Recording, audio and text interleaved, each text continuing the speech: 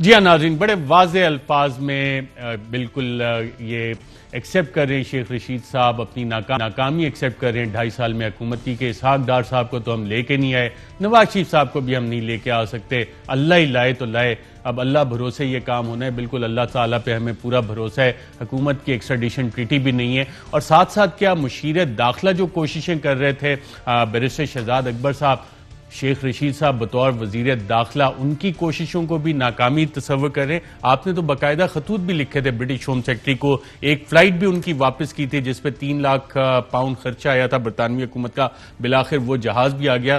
तो अब इसको अल्लाह तवक्कुल करके हम भूल जाएं कि जी नवाज शरीफ साहब वापस आएंगे पाकिस्तान, अल्लाह ही लाए तो लाए। हो सकता है वो अल्लाह ताला के घर ज़ियारत करने सऊदी अरब भी चले जाएं, ऐसा तो नहीं मामला बन रहा? नहीं अरशद, ऐसी बात हरगिज़ नहीं है। जो क्योंकि ये बड़ा टेक्निकल सा सब्जेक्ट है, तो पहली तो बात है किसी को वापस लाने के लिए एक्स्ट्राडिशन ट्रीटी का होना लाजिम नहीं है, क्योंकि अगर ऐसा लाजमी होता तो पाकिस्तान से अभी 3 से 4 लोग एक्स्ट्राडाइट हो चुके हैं बरतानिया।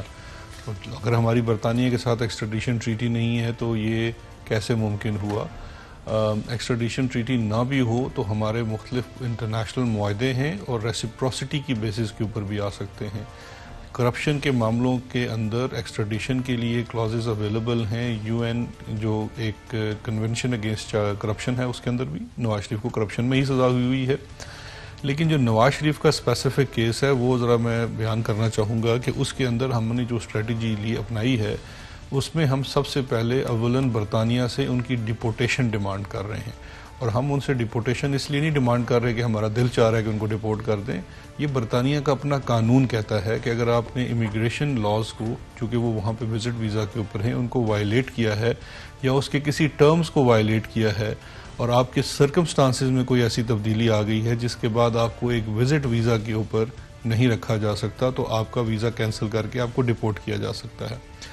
इसके साथ साथ एडिशनल ग्राउंड ये है कि नवाज शरीफ साहब बरतानिया में इलाज की गर्ज से गए थे। उनके वीज़ा की मैक्सिमम लेंथ ऑफ स्टे जो है 185 दिन है। अब वो 185 दिन से भी ज़ायद हो चुके हैं। उन्होंने एक्सटेंशन के लिए अप्लाई किया है। बेसिस क्या है? हेल्थ, कि मैं यहाँ इलाज के लिए आया हूँ। अब नवाज शरीफ को ये 2 दरिया पार करने पड़ेंगे। एक तो ये कि उनका जो स्टेटस है एज अ कॉन्विक्ट, जो कि यहाँ से एक बेल के ऊपर गया और अब उसकी बेल ख़त्म हो गई। हमने कोई we didn't mince our words, हमने जो लीगल स्टेटस था अलॉन्ग विद ऑल प्रूफ्स बरतानवी हुकूमत को through proper channel at their highest forum, यानी कि सेक्रेटरी होम जो है उन्होंने फैसला करना होता है, उनके सामने सारी चीज़ें रखती हैं कि ये स्टैंडर्ड है, ये आपका कानून है और इसके मुताबिक आपको फैसला करना पड़ेगा। सेकंड इम्पॉर्टेंट चीज़ ये है कि नवाज शरीफ साहब वहाँ इलाज की गर्ज से आए थे और मेरी चिट्ठी के अंदर ये बड़ा वाज़ेह अल्फाज में लिखा गया कि ये इलाज के लिए आए थे। आप सिर्फ इनसे इतना मालूम कर लें, पूरी कौम जानना चाहती है कि नवाज शरीफ साहब ने 1 साल में कौन सा इलाज करवाया है या इनको कौन सा मर्ज है जिसका इलाज सिर्फ बरतानिया में रहकर मुमकिन है। आपने अस्पताल भी नहीं जाना, आपने कुछ करना भी नहीं है, आपने शायद कोई दवाई भी नहीं खानी, लेकिन आप वहाँ तंदुरुस्त हैं, पाकिस्तान वापस आएँ। ये वो सवालात तमाम हैं जो हमने उनके सामने रखे हैं और बरतानवी हुकूमत को अपने रूल्स और रेगुलेशंस के मुताबिक इनको एड्रेस करना होगा। अभी भी इंगेजमेंट जारी है बरतानवी हुकूमत से इस मामले पे? बिल्कुल इंगेजमेंट जारी है। हमारी इसमें उनके साथ मुख्तलिफ सतह के ऊपर मुलाकात भी हो चुकी है, बात भी हो चुकी है और ऑफिशियल कम्युनिकेशंस भी हो चुकी हैं। और एक जहाज जो वापस किया गया था, गालिबन सन अखबार में खबर आई थी, उसमें आपको क्रेडिट दिया गया था कि आपने ये खतूत भी लिखे और जहाज भी एक वापस कर दिया जिससे बरतानवी टैक्स पेयर को 3 लाख पाउंड का नुकसान हुआ। वो जहाज अब वापस कैसे आया? देखें, 2 चीज़ें हैं। एक तो ये है कि सबसे पहले मैं बात ये करना चाहूँगा, हम जो पाकिस्तान तहरीक इंसाफ के जो लोग हैं, जो वर्कर्स हैं या उसके सियासी कारकुन हैं, हम लोग तो इमरान खान के पीछे चलते हैं। प्राइम मिनिस्टर का इसके ऊपर बड़ा वाज़े 2 टोक मौक़िफ़ है कि ना सिर्फ नवाज शरीफ को वापस लाया जाए बल्कि उसको पाकिस्तान में जिस तरह एक आम शख्स कोई जुर्म सरजद करता है और उसको जो उसकी सज़ा मिलती है और जिस तरह मिलती है उसको वो भुगतनी पड़ेगी। ये एक लीडर का विजन है, उसको अमल पे लाना हमारे तमाम इदारों का काम है। बिल्कुल, लेकिन वज़ीर आज़म को तो क्लैरिटी है बिल्कुल, और उनका जो थॉट है, जो पॉलिसी स्टेटमेंट है, वो भी बड़े वाज़ेह कि उनको लेके आएंगे, लेकिन नीचे आते आते तक उसमें कंफ्यूजन आ जाती है। जैसे शेख रशीद साहब कह रहे हैं कि अल्लाह ही लाए तो लाए, हम तो नहीं ला सकते। वो शेख साहब तो देखे ना, वो बयान भी देते हैं, सियासी बयान भी देते हैं। मैं तो अच्छा, सियासी बयान था वज़ीर दाखिला का। देखिए, मैं टेक्निकल बात कर रहा हूँ। अब वो सीरियस हो गए, वज़ीर दाखिला है, आपके बॉस तो नहीं है कि आपकी अलग इंडिपेंडेंट स्टेटस है एज एडवाइजर? नहीं, देखें, मेरा जो स्टेटस है वो तो इस्लामाबाद हाई कोर्ट ने बिल्कुल वाजे कर दिया है अपनी 2 जजमेंट्स के अंदर कि हम सिर्फ मशवरा दे सकते हैं, वो भी कान में, शायद लिख के नहीं दे सकते। तो और वो भी प्राइम मिनिस्टर को, शेख रशीद साहब को भी मशवरा नहीं दे सकते? मुशीर बराए वज़ीर आज़म है, तो आप वज़ीर आज़म के मुशीर हैं। शेख साहब को भी नहीं आप मशवरा दे सकते? शेख साहब हमारे सीनियर हैं, कोलीग हैं, जितने मशवरे मांगेंगे मुफ्त देने के लिए। उन्हें आप कह रहे हैं कोई मशवरा नहीं दे सकता? नहीं, बिल्कुल दे सकते हैं, क्यों नहीं मशवरा दे सकते। तो आप नहीं देंगे मशवरा? सर, वो मांगेंगे तो हम उनको मशवरा देंगे, नहीं मांगेंगे फिर भी मशवरा देंगे। मुशीर का तो काम ही है मशवरा देना। देखिए, 2 चीज़ें हैं। एक तो चीज़ ये है कि उनको वापस लाने के लिए जो अमल करना है उसके ऊपर हम पूरी तरीके से काम कर रहे हैं। बरतानिया के साथ हम राब्ते में हैं। एक्सट्रेडिशन की रिक्वेस्ट 2021 में ये उम्मीद रखें कि नवाज शरीफ साहब पाकिस्तान आएंगे, या कोई इतलात आपने भी सुनी है कि सऊदी अरब जा रहे हैं? जी, इस तरह की इतलात मैंने तो सुनी है, लेकिन मेरी अपनी राय ये है कि शायद वो सऊदी अरब ना जाएं, और उसकी कुछ टेक्निकल वजूहत हैं। एक तो ये है कि फरवरी में इनका पासपोर्ट भी एक्सपायर कर रहा है, तो इनके पास ट्रैवल डॉक्यूमेंट भी शायद ना हो। दूसरी वजह यह है कि देखिए, बरतानिया में तो ये बहुत ज़्यादा लिटिगेशन का सहारा भी ले सकते हैं। मेरी अपनी हंच ये है कि जब अगर बरतानवी हुकूमत ने इनको अगर डिपोर्ट करने का फ़ैसला कर लिया तो ये शायद असाइलम भी ले लें, सियासी पनाह, क्योंकि ये पूरी तरह से अल्ताफ़ हुसैन पार्ट 2 बनने के लिए उस डगर पे गामज़न है। अभी मुझे लगता है कुछ अरसे में ऐनक भी वैसी पहन के वैसे ही लंदन से खिताब किया करेंगे। तो ये इनका ट्रेजेक्ट्री तो ये नजर आ रही है। अब आपने उसी ट्रेजेक्ट्री की बात कर दी, तो इस पे मैं जरा सीरियस मामले की तरफ भी आ जाऊं, जिसका वज़ीर आज़म पाकिस्तान ने पारस जानज़ेब के साथ इंटरव्यू में जिक्र किया, और इसमें बाकायदा तौर पे कहा कि पाकिस्तान की अफवाज में बगावत करवाने की कोशिश की जा रही है, और कोशिश की गई इस हवाले से, और किसका में जिक्र है वो कोई बात हमारे सामने नहीं आई।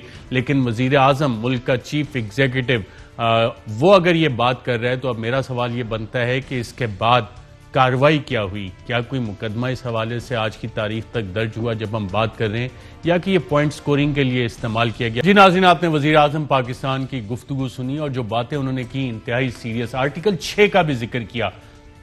बैरिस्टर साहब, ये आर्टिकल 6 पे जुमे के दिन ये इंटरव्यू हुआ, अब तक आज मंडे है, कोई कार्रवाई हुई, कोई बातचीत हुई, या कि महज ये एक सियासी बयान था? देखिए, जो वज़ीर आज़म साहब ने बात की, बड़ी उसके अंदर क्लैरिटी है। क्लैरिटी ये है कि इस वक्त एक जो बयानिया बना के 11 जमातों का एक जत्था इस्लामाबाद की तरफ हमला आवर होने के लिए पर तोल रहा है, और अभी तक उसको कोई लॉन्चिंग पैड नहीं मिल रहा, जिसके लिए उन्होंने लाहौर में एक बड़ी नाकाम सी कोशिश की। मुख्तलिफ शहरों में भी कोशिश कर रहे हैं, उनको लॉन्चिंग पैड नहीं मिल रहा। वो जो बयानिया अपनाए हुए हैं, वो बयानिया जो है वो एक किस्म के एक इदारे को बगावत की तरफ बरगला रहा है। वो क्या कह रहा है? वो ये कह रहा है कि आप एक इलेक्टेड गवर्नमेंट को घर भेज दें।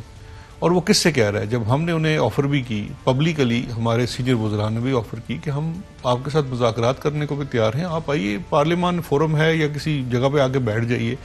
वो ये कहते हैं, और पब्लिकली कहते हैं कि जी आपसे तो हमने मुज़ाकरात करने नहीं है, हमने तो मुज़ाकरात किसी से करने हैं। अब उस मुज़ाकरात की टर्म्स क्या हैं? टर्म्स उनकी ये बताते हैं कि जी टर्म्स ये है कि आप एक इलेक्टेड गवर्नमेंट को घर भेज दें।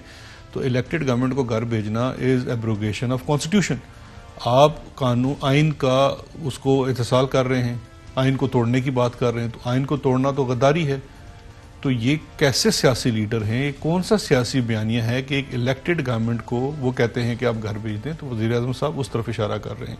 अब इनकी असलियत देखिए, इशारा कर रहे हैं वज़ीर आज़म ने तो बकायदा चार्जशीट, चीफ एग्जीक्यूटिव कह दिया है। लेकिन मुझे एक बात बताइए, तो इस पे कोई कार्रवाई नहीं होती? वजीर आजम का कहा तो पॉलिसी स्टेटमेंट होती है ऑफ द चीफ एग्जीक्यूटिव, जो बाकी इदारे और खासतौर पर वजारत दाखिला, वजीर दिफा, आप जिसके मुशीर हैं, कार्रवाई तो आप लोगों ने करनी है। वजारत दाखिला ने आर्टिकल 6 की कार्रवाई, जिसका वजीर आजम कह रहे हैं, वो इनिशिएट करनी है, या फिर वजीर दिफा परवेज खटक साहब उन्होंने कोई इनिशिएट करना है? मिनिस्ट्री ऑफ डिफेंस से अगर आर्मी एक्ट के तहत कार्रवाई, तो आज 48 घंटे बाद कार्रवाई हुई, या कि वजीर आजम का यह बयान सिर्फ सियासी बयान था और उसको हुकूमत खुद भी सीरियसली नहीं ले रही? बिल्कुल हुकूमत सीरियसली ले रही है, लेकिन एक आप इसकी हकीकत भी देखिए कि ये जो है ये कोई ऑर्गेनाइज क्रिमिनल ग्रुप तो है नहीं, ऑल्दो इनकी हरकतें ऑर्गेनाइज क्रिमिनल ग्रुप जैसी हैं। वो जो बयानियाँ अपना रहे हैं, वज़ीर आज़म उस बयानिया को एक्सपोज कर रहे हैं।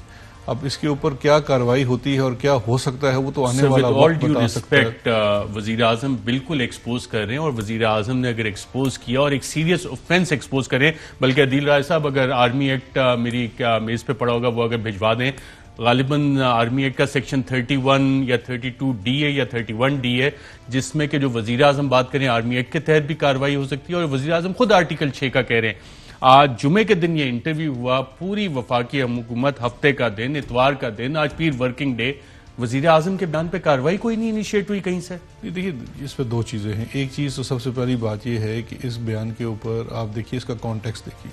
वो ये तो नहीं कह रहे कि हम कार्रवाई करने जा रहे हैं। ऑफ कोर्स चीफ तो फिर ये बयान किस लिए दिया था? नहीं, बयान दिया है इंटरव्यू के अंदर। वो ये कह रहे हैं कि आप उस वक्त इस सियासी ग्रोह का बयानिया तो देखिए, उनका बयानिया किस चीज़ के मतरादफ है। अब अगर हुकूमत उस डगर पे चलना चाहे, जो कि हम एक सियासी हुकूमत है ना, हम कोई किसी किस्म से वो फाशिस्ट हुकूमत नहीं जिन्होंने मॉडल टाउन में दिन दिहाड़े सियासी वर्कर्स के ऊपर गोलियां चलाई और लोगों को शहीद कर दिया। आखिर में आप एक सियासी हुकूमत हैं, आप मामलात का सियासी हल ही चाहते हैं। जो बयानिया इस वक्त ये जो बच्चों की सरबराही में और उनके साथ एक बाबा लगा हुआ है अपनी करप्शन बचाने के लिए, वो जो लेके चल रहे हैं, वो बगावत का बयानिया है, वो इदारों को ख़राब करने का बयानिया है। लेकिन हम ये समझते हैं कि उसमें जो सियासी बसारत का तकाजा है वो ये है कि आप इनसे अभी भी बातचीत करें, और हम इनको बातचीत का ही कह रहे हैं कि आप जो करना चाह रहे हैं।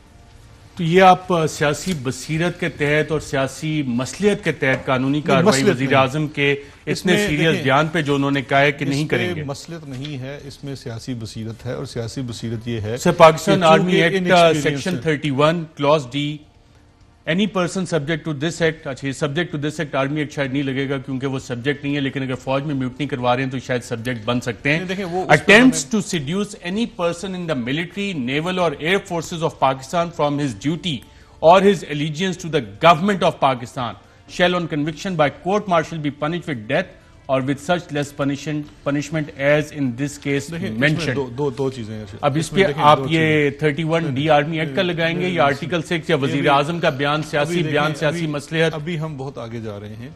दो चीजें हैं। एक चीज ये है कि कॉन्स्पिरेसी हो, किसी को सड्यूस किया जाए, इंस्टिगेट किया जाए, वर्गलाया जाए। दूसरा ये है कि उनके वर्गलाने के ऊपर आके कोई अगर शख्स अमल करता है, अगर किसी इदारे के अंदर कोई शख्स अमल करता है तो उस सूरत में वो होगा जो आप फरमा रहे हैं आर्मी एक्ट के तहत लिखा हुआ है। लेकिन किसी को वर्गलाना या उसके ऊपर अटेम्प्ट करना, और अगर वो सिविलियन आदमी है तो वो उसके ऊपर तो शायद आर्मी एक्ट ना लग सके, तो उस पे फिर क्या आर्टिकल 6 लग सकता है। उस सूरत में भी दिखाना पड़ेगा। कॉन्स्टिट्यूशन की कॉपी भेजिएगा दिल राज साहब, वो भी चेक कर लेते हैं जरा। देखें आप इस मसले का, देखिए ये मसला आर्टिकल 6 में तो ओवरथ्रो ऑफ द गवर्नमेंट है, ऑफ एन इलेक्टेड गवर्नमेंट है। तो वो किस चीज के लिए अटेम्प्ट कर रहे हैं? वो यही तो कह रहे हैं कि आप एक इलेक्टेड गवर्नमेंट को अटेम्प्ट तो कर रहे हैं ना, तो अटेम्प्ट कर रहे हैं, लेकिन उनकी अटेम्प्ट रेसिप्रोकेट तो नहीं हो रही। उस अटेम्प्ट करने पे कोई कानून नहीं है, तो बड़ा वाजे कह रहे हैं कि इवन अटेम्प्ट करने पे भी ये कानून एप्लीकेबल है। बैरिस्टर साहब, आप तो कानून मुझसे बेहतर जानते हैं। बिल्कुल है, लेकिन कानून के साथ साथ आपको थोड़ा सा सियासी बसीरत को भी देखना